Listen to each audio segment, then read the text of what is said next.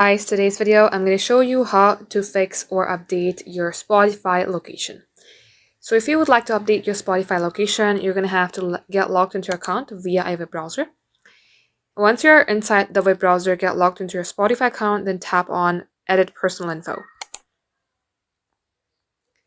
Now as you do that, if you are, let's say, in a different location, you're going to have to scroll all the way below and select country or region.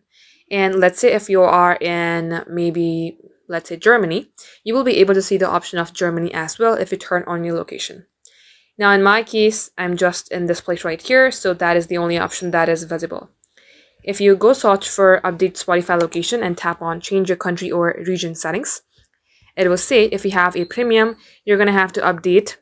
You're going to have to tap on update next to your payment method and add a new payment method that was issued in your new country or region. And if you do not have a premium, which is in my case, you're going to have to tap on edit profile, which I just did. And it says your new country or region only shows when you're actually there. So if you are using a free account, you may go ahead and follow this method right here.